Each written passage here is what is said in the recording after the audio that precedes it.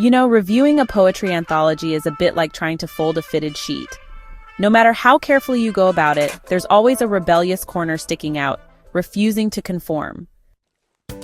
But when the poet in question is Kofi Anyidoho, a revolutionary, a linguist of soul and spirit, a man who writes with ancestral rhythm in his veins, that fitted sheet, oh, it becomes a parachute, one that lifts you above the clouds of language, memory, war, and hope.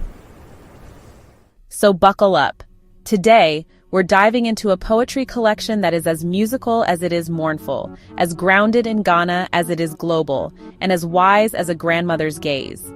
Let me tell you about The Place We Call Home and other poems.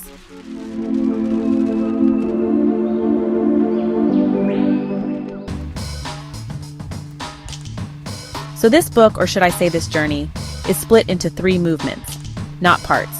Movements like music, or seasons, or stages of life. Each one is stitched together by a particular theme, and within each movement the poems sing in harmony, or sometimes deliberate dissonance, with one another. Let me start here with movement 1, fittingly called Homage. Now picture an old man sitting under a baobab tree somewhere in the twilight of his life. The sun is low, his eyes are clouded with both age and memory. But his mind? Oh, that's as sharp as ever. He remembers his youthful days when he was full of mischief and melody. He remembers his friends, some lost to time, others to death, and a few, maybe just to distance. He remembers his homeland, not just a place on a map, but a feeling. And in that remembering, he speaks to us. Through poems like The Place We Call Home, he brings us to these shores and these lands, places of origin, of pain, of fulfillment. There's a romance in this remembrance, but it's the kind of romance only someone who has suffered loss can afford. But here's the twist. Kofi's not just remembering his own past. He's calling upon the ancestors, the real ones, the named ones, the ones who walked before us and left footprints so large we could live entire lives in their shadows. In ancestral roll call, Kofi becomes the linguist, that sacred role in many West African traditions, and he humbly addresses the ancestors asking for guidance. And the names he invokes? Not just your usual suspects. He brings in figures like Pedro Alonso Nino and Estevanico, names that echo across the Atlantic. It's like a spiritual Zoom call with a bunch of revered ghosts. And Kofi? Kofi's the host with the best Wi-Fi in the afterlife. Now if Homage was like sipping palm wine and listening to a griot, this second movement is like watching CNN and shouting at the screen.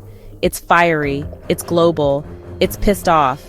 Here, Kofi turns his poetic eye to war, the ridiculousness of it, the waste of it, the unexplainable obsession mankind seems to have with destruction. He's not offering solutions, oh no, he's just as confused as the rest of us, but he's not turning away either. In the poem Desert Storm, he takes us to the First Gulf War. He doesn't talk about strategy, he doesn't quote CNN. Instead, he zooms in on a widowed mother's only son bleeding to death. He lets us sit with that image, while the generals, those infant men with glittering medals, talk excitedly about battle plans like it's just a board game.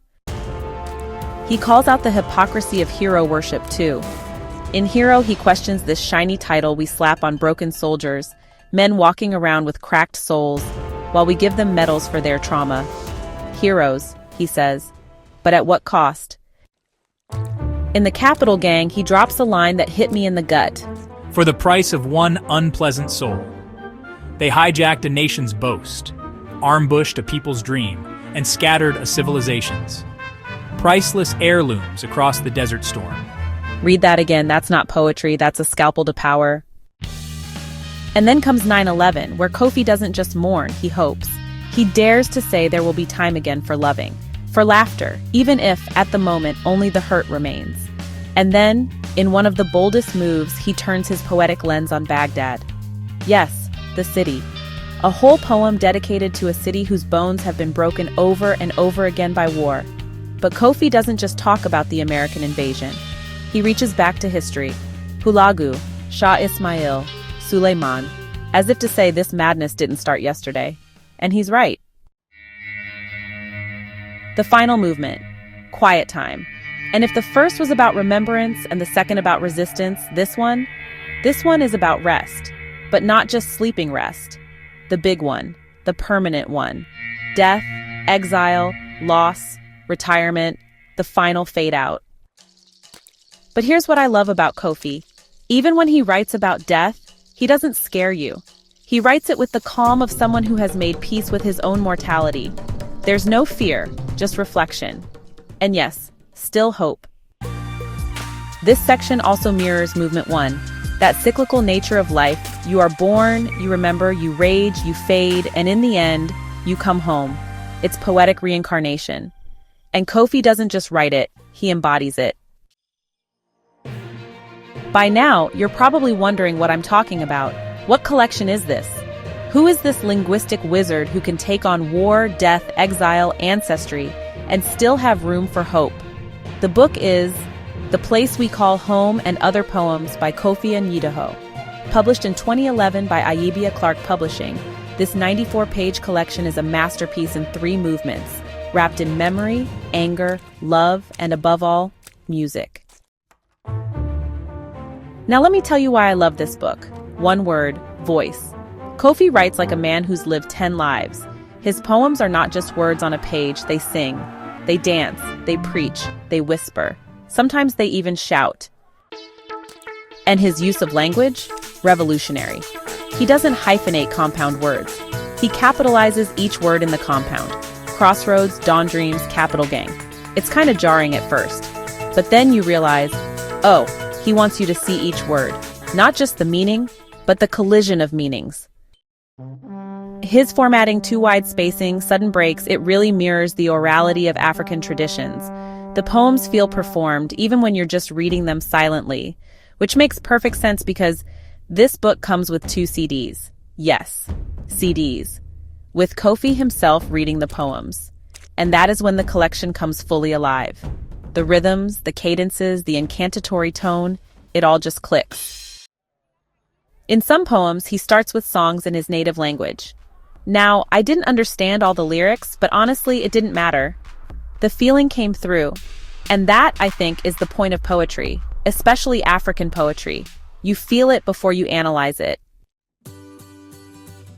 The book covers ancestry, war, memory, exile, mortality, and hope.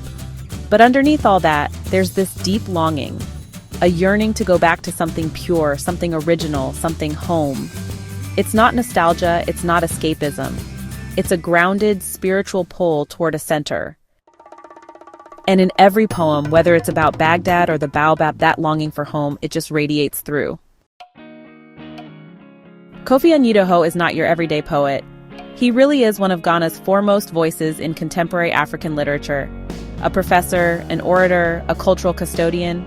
He writes in English, but, he thinks in Iwe. He's deeply influenced by oral traditions, folklore, storytelling, and the linguistic textures of West Africa. He's also a bridge between the living and the dead, the young and the old, the local and the global. He is a linguist in the traditional African sense of the word, a mouthpiece, a memory keeper. So if you've never read poetry before and you're nervous, start here. And if you do read poetry and you think you've seen it all, read this. Because The Place We Call Home and Other Poems is not just a collection, it's a ceremony. One that deserves to be read, then listened to, then read again. Pick up a copy, put on the CD, sit under a tree, and just listen. Thanks for watching. Don't forget to like, share, and subscribe for more book reviews, especially the ones that make you cry, think, and hum all at once. Until next time, I'll be here, at the place I call home. Hey, thanks so much for hanging out with me today. If you're interested in diving deeper into this book, I've left some links down in the description. You can use it to grab yourself a copy and keep the adventure going. And if you're in the mood for more great reads, don't go just yet. Click on one of the videos popping up right now that I think you'll love. And don't forget to give this review a like, leave a comment, or even subscribe if you'd like to see more. Every bit of support helps us grow this little community of book lovers. See you in the next one.